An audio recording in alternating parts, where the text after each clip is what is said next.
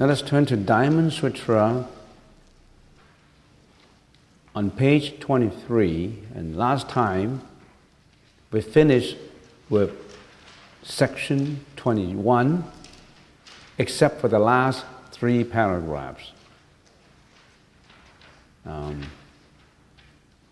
We almost cover 50 or 60% of the sutra. There's altogether 32 sections. If we finish this section, there's only 10 more sections to go, 11 more sections to go. So far, what have we got from this sutra? What have we learned from this sutra? I guess I always have been repeating. We always have to remember what is the initial question asked by Subhuti. That's very important. What's the original question? And then we also have to learn how to detach from, or not attached to, the 4 fallacious conceptual dimensions. Actually, there's not just 4, there's 6. So, no attachment to ego, personality, beings, and life. In the Chinese language is 无我相、人相、众生相、受解相，无法相, and also no attachment to the Dharma, 无非法相, and also no attachment to no Dharma. There's no attachment. We reincarnate because we have attachments. Attachment to what? To worry, of course, to jealousy, hatred, greediness, anxiety, depression, all kinds of mental afflictions were attached to them, especially worry and fear. These are the 2 very commonly attachments of temporal beings, of secular beings, ordinary sense living beings like us. Worry, anxiety. What is this worry? Worry about what? Well, a common worry that most people have, or almost everybody has. Sickness. Worry about sickness. That's very common. Well, because in North America we already have food, we have shelter. Well, in underdeveloped countries you worry about whether you've got food and shelter. But in North America, most of these things are taken care of. And when you don't have this kind of worries, you worry about things you look for worry. The next worry will be death. You worry about sickness. You're not sick, but you worry about sickness. And if you are sick, you worry about not worrying. The worry would jump to a higher level, becomes feared. Worry develops into feared. Fear of what? Fear of this thing called death. So we're attached to worry, we're attached to death. That's very common worry. But if we are learning Diamond Sutra, we should be detached from all this. What does this worry comes from? It comes from ego, it comes from personality, it comes from life, it comes from beings. All this worry comes from that. And many people would say, oh, yeah, we were worrying, but sometimes these worries are real. I worry about sickness, I worry about death, I worry about sickness. I got the sickness. And that worry is justified. It does not matter whether you got sick or not. I know a lot of people. I know right now there's at least one devotee coming from Hong Kong, and he was near death. I can tell you his story. He's now 76 years old. At the age of 40, he had a car accident. He broke his neck and he broke his spinal cord. So if you break your neck and the upper part of your body, and you break your spine, what's left? So he was paralyzed, and at that time he had a family of 3, his wife, his 2 children, and child, 6. One child is 6, the other is 8. They're coming for this. The whole family came from Hong Kong to join us in our retreat. And he had that accident one morning, and that's before the Cultural Revolution. And the whole car rolled downhill into a cliff. And the driver got thrown out, and he grabbed onto a big tree. He got bruises all over the body, but not life-threatening. But he hit a rock, so broke his neck. The neck's broken, and spine broken. He was rushed to a hospital. And because he got his accident on duty, then he was rushed to the best hospital in Guangzhou, in the, I think it's Army and Navy hospital, the best hospital for for brain, for surgery. And so he was taken to the hospital, and a few doctors diagnosed and came in for the emergency, and after long period of discussions and diagnosis, and they know his neck was broken and his spine broken, he couldn't move. So they started the operation because he got his accident on duty, on the government's duty. If he didn't get his accident because of duty, he would have been dead, because nobody would have money for such a surgery. At that time, very few people had money for surgery at that time in China. So the doctors came to, I should be talking about Diamond Sutra though. Just continue. So the doctors make a decision that a surgery had to be performed, and to connect, to use steel wires, I don't know what did they use, to connect the broken nerves of the neck back and connect the spinal cord back. But somehow they could not use anesthesia, pain relieving, and they had to cut him alive. So he couldn't move, but he was still able to listen, and the wife listened. And do you want to perform talk to the wife and himself, do you want to perform the surgery? Somehow, I don't know why, he can explain it. I couldn't use anesthesia. Is that anesthesia, right? And he had to be cut with all the feelings around, alive. I don't know why they didn't use acupuncture at that time. It's many years ago, 35 years ago. And he said, go ahead, because what's left in me? If the surgery couldn't be done, I would be dead. So that's the only chance. So he grabbed at the chance and say, just work on me. So they turn him upside down, of course, and then cut, and then they connect. And then they passed out after the surgery. And he was in a coma. He was in a coma for how long? 2 years. It was in a coma, and the nurse turned him around and of course feed him with food could still be eating. And after 2 years, he recovered. Isn't that a miracle? After 2 years, he recovered, and the surgery itself was successful. Somehow he was in a coma. But he recovered, and later he recovered and walked out of the hospital. At that time, he was 40 years old, 40-something, 42. And he's now 76. And recently, at the age of 72, he registered himself for a degree in Chinese medicine. At the age of 76, he went to university. And he graduated just last year, 75.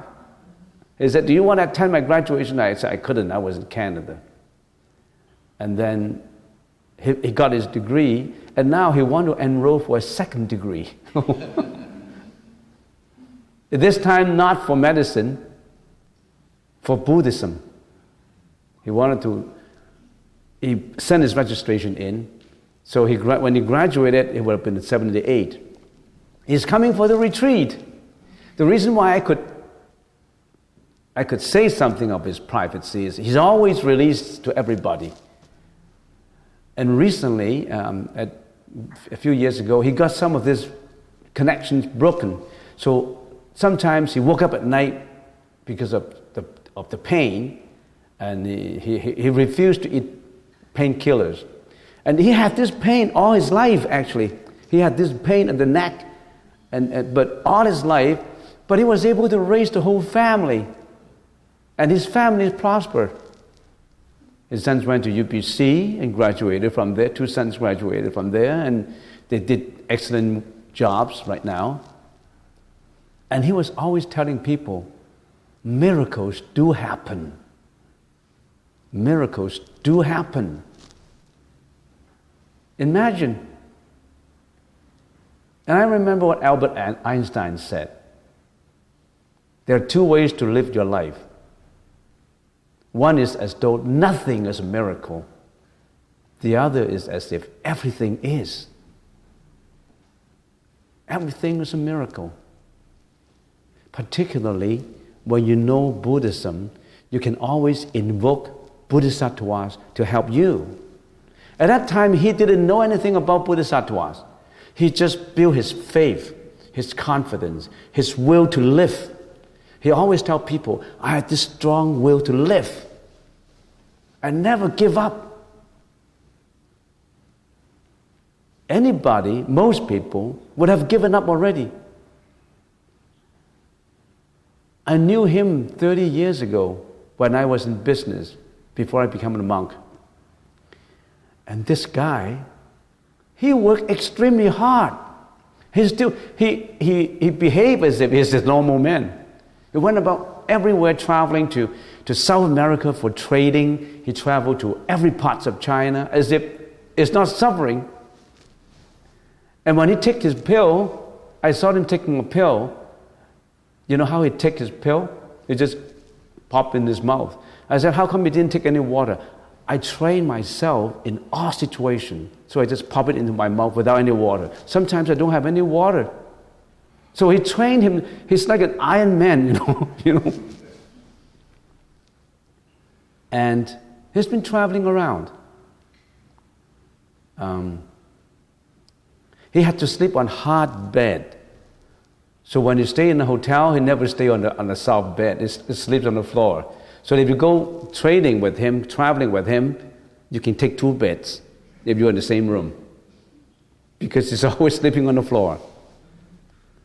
And a wonderful man with extremely strong will, his will to live. Because he told me when he was lying in the hospital, he only got one will. I still have my son, 6 years old, 8 years old.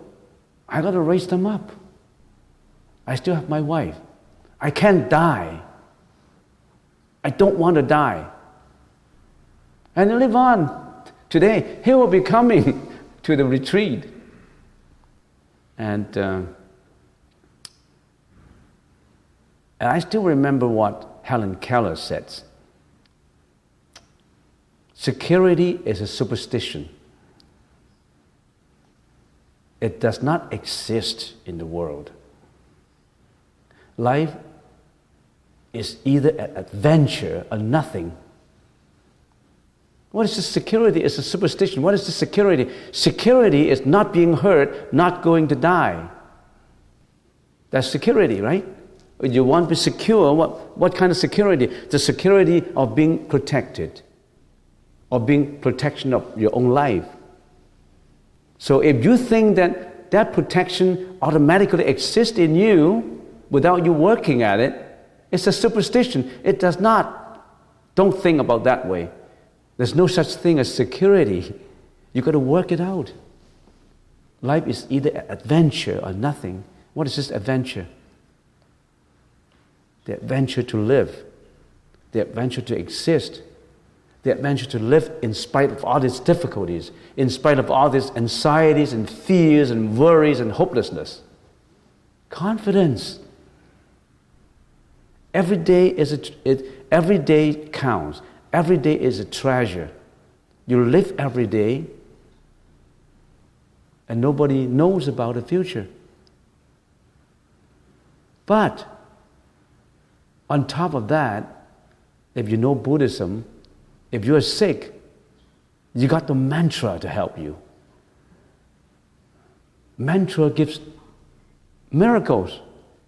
I have seen quite a few people who suffer from life-threatening sickness. They got through. They're still living. They got the sickness 8 years ago, 10 years ago.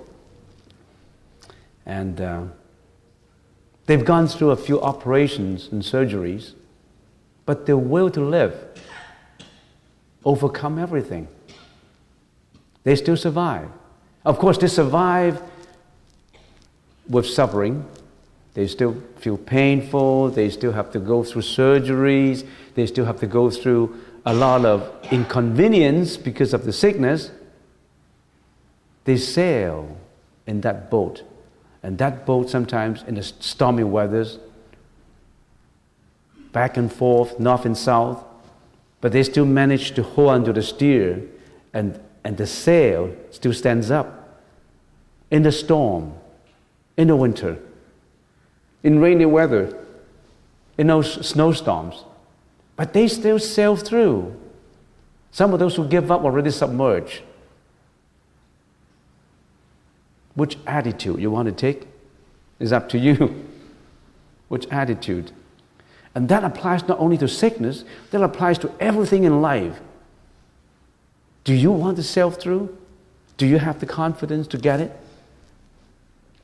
If I didn't have the confidence, if I didn't have the strong will, I wouldn't have built this temple.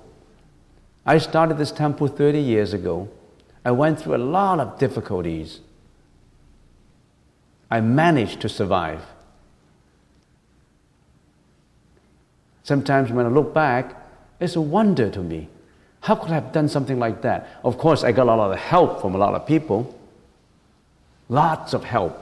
Without those help, I wouldn't have what is this temple today. This temple is not mine. This temple is a manifestation of cooperation, coordination, strong will.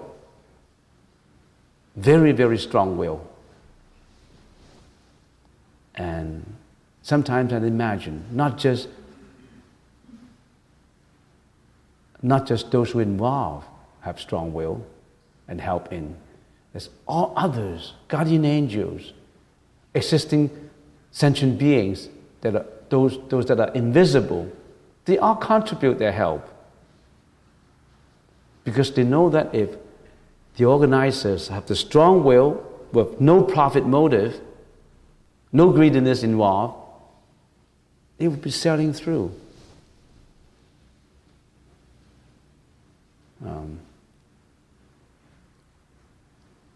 In the process of the 30 years, a lot of people, we met a lot of criticism. We met a lot of obstacles. We heard people saying, oh, these guys are making a profit, building a temple, getting all this. This is called a religious business. You get a lot of money from the business of religion. So these guys are successful. They're building a religious business. They're making money. But look, they're making a lot of money. You know, where did they spend the money? And are they justifying what they're doing? We met a lot of criticisms like that.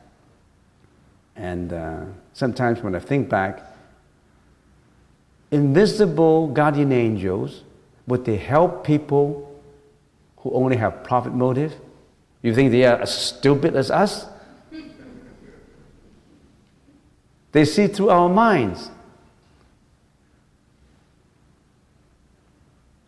So what am I talking about now? I haven't gotten into the Diamond Sutra.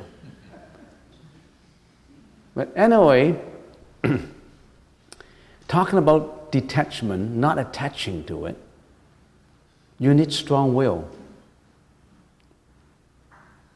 But I have seen many people who are being confronted by difficulties, obstacles, sickness, calamities, atrocious childhood. They all survive. And of course, there are many, many who got swallowed up by the sea, who got buried in the desert of the long journey. Right now I'm reading a book, it's written by a very good writer. It's called 10,000 Miles Without a Cloud. I think you should read that book. It's by Sun Suyun. Sun is S-U-N. Get that in the library. S-U-N, that's the last name. Sun Shu is S-H-U and Y-U-N, I think. She also wrote a book called A Year in Tibet. And this 10,000 Miles Without a Cloud is a journal of her journey, walking the journey as walked by Xuan Zhang. You know Xuan Zhang? The monk who traveled from China to India for two years,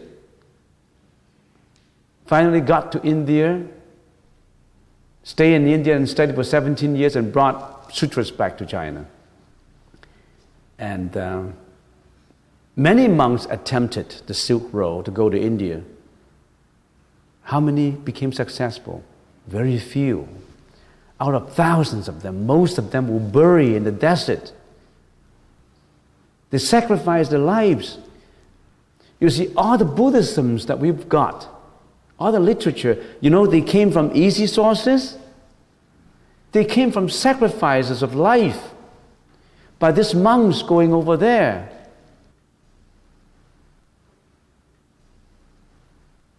Their lives are valuable to them, but they were willing to sacrifice them in spite of all these difficulties, and some really got sacrificed. A lot of skeletons and bones in the deserts. You know how Xuan Zhang walked his way? By recognition of human bones in the desert. And in that book, there's a lot of information about how Xuan Zhang traveled and how she traveled. I don't get any commission out of the book, but it's a very thick book, a very good writer. A Chinese writer.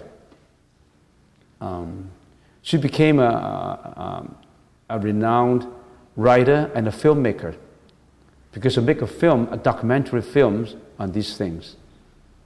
It's a good book. I should gear myself back to Diamond Sutra. Okay, let's read. Then the wise Subhuti said to the Buddha, "World-honored one, will there be in future ages living beings who will believe this Dharma when they hear it?" The Buddha said, "Subhuti, the living beings you just mentioned are neither living beings nor are they not living beings." Why, Subhuti? The Tathagata said these living beings are not really living beings, but are expediently called living beings. These sentences seem to be paradoxical. How come living beings are not living beings, nor are they not living beings? That's why they are called living beings. For people who study the sutra, they don't know what it means. What's the meaning of living beings are neither living beings nor are they not living beings? Generally, living beings, like you and me, we're also living beings. Living beings, from the perspective of enlightenment, can be classified as in two categories. Living beings who are temporal living beings, like us who are living in this world, temporal, transient, ordinary living beings, and also living beings who are bodhisattvas, who have achieved a very high level of enlightenment, who are already free from reincarnations, who are in the 10 realms, They are enlightened human, living sentient beings. So, and they are not sentient, they are also beings who listen to the Buddha. They are not living beings, they are enlightened living beings. That's why they are not living beings, because they are different from us. They are enlightened.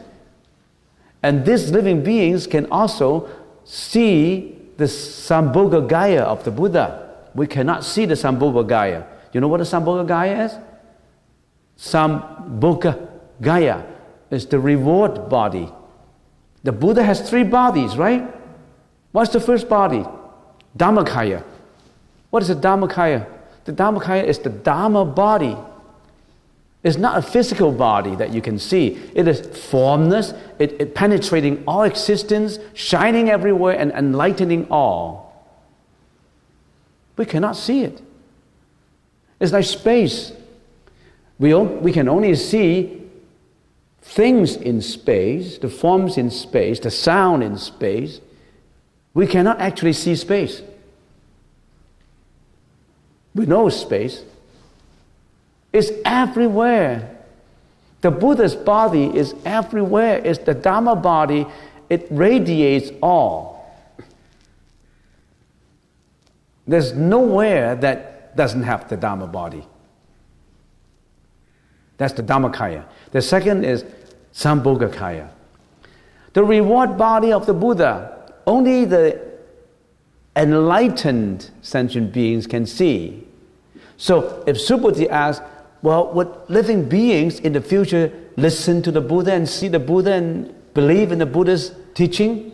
And the Buddha said, living beings does not include the living beings like us. Living beings also include the enlightened living beings. They can surely listen to the Buddha. They can see the Buddha's reward body, the Sambhogakaya.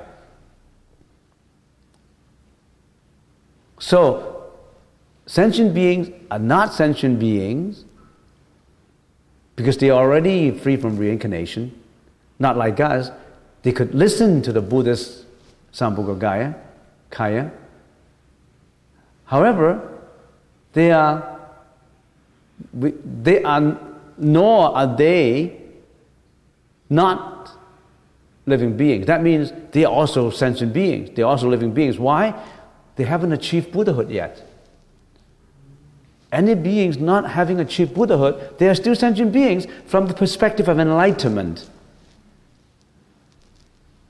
So don't include just yourself. We, living beings, can only see the Nirmanakaya of the Buddha. We can only see the 32 meritorious attributes of the Buddha. We see the actual body of the Buddha 2,600 years ago. We see the Buddha's representation now as an image. Sentient beings still can see the Nirmanakaya of the Buddha. We sentient beings also see the Nirmanakaya of Bodhisattvas. Because Bodhisattvas appear in this world sometimes. Avalokitesvara, even some guardian angels. Some people, occasionally, if their mind is in purity, they could see existence that not ordinary people can see. So, give you another example that you can remember. In a pond of pure water, if the water is crystal clear, so pure that there's not a trace of pollutant in it, in a pond of pure water, if there's no sunlight, you cannot see any image reflection. There's no sunlight, there's darkness, right? Absolutely no sunlight, how can you see anything? Pure water here means the water is so pure without any pollutants that there's no obstruction to it. Assuming the sunlight comes out, you can see image of the reflection. That image is the physical body, the Nirmanakaya, the image on the pure water. You can see, we can see images, reflections on the pure water, and that is not the reality. That is not the Dhammakaya. That's just the Nirmanakaya, the physical body reflection that we can see. And the sunlight is the Sambhogakaya. The sunlight gives you the ability to see it. But that sunlight is a very high level. And the pure water is, of course, the Dhammakaya. The pure water is no obstructions. A crystal with no obstructions, you don't even know the crystal exists. Now, when you see the image, the physical body, the Nirmanakaya, or even the sunlight, the Sambhogakaya, when you see them and you know it's unreal, you don't attach to them. So the Buddha says, if all forms are seen as unreal, you see the Buddha. You see the Tathagata.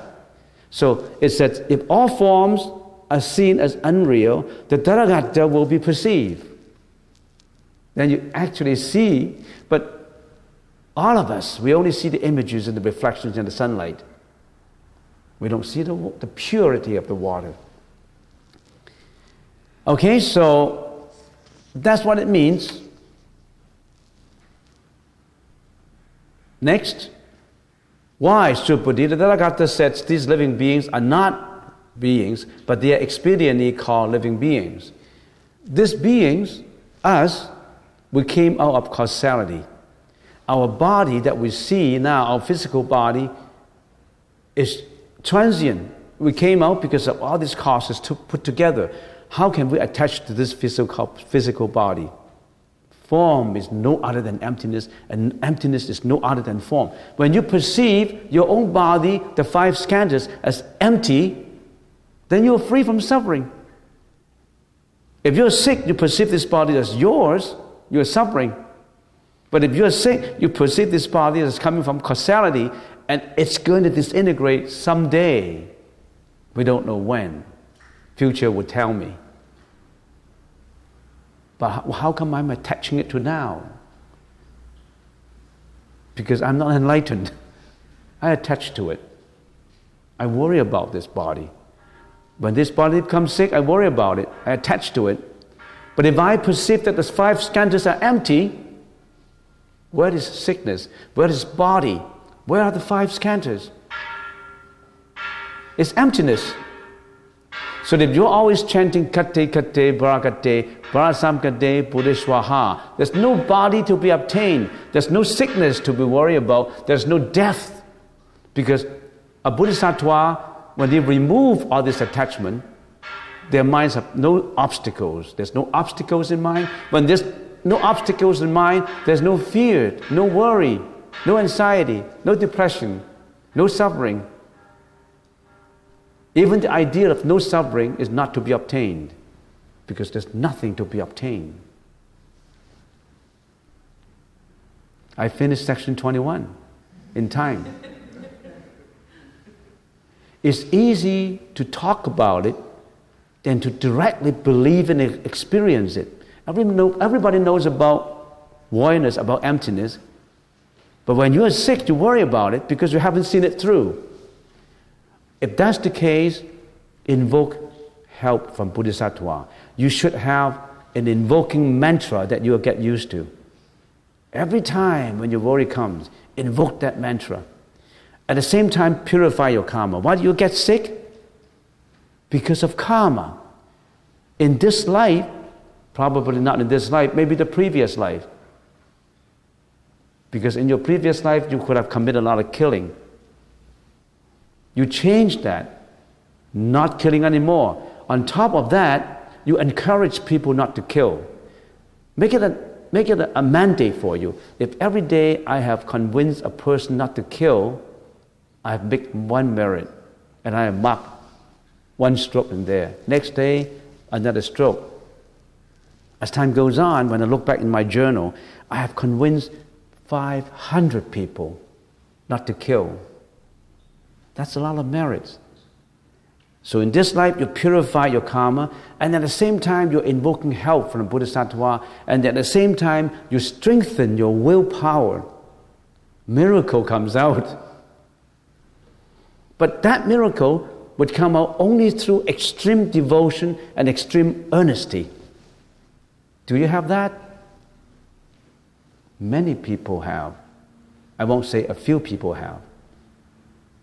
Especially when it comes to life. And the man who is coming over, that devotee, can tell you a lot about it. His strong will, his willpower. He's an example of his family. All his family members become devout Buddhists. Every year when I went to China, his family members worked with me in the fish market. 3 o'clock in the morning, struggling to get good prices to get all this fish released. Last year we released 1 million lives. Last year we were able to get it together close to 1 million Hong Kong dollars. A lot of these are free. The traffic, the boats rental, all these. I started out in 2003 with myself only releasing sea lives in China. And the amount of money, the most is $180,000. That's the most, sometimes $60,000. And now I was able to get it together close to $1 million. And I have more than 50 people coming with me for the release of sea lives and land lives. That's not because of me. Because of that, it's not me that is working. It's not because of my strong willpower. It's because of this no strong willpower. There's nothing to be obtained. This willpower is not to be a status accrued to you. You need the willpower, but again, what is this willpower? It's emptiness. There's nothing to be obtained.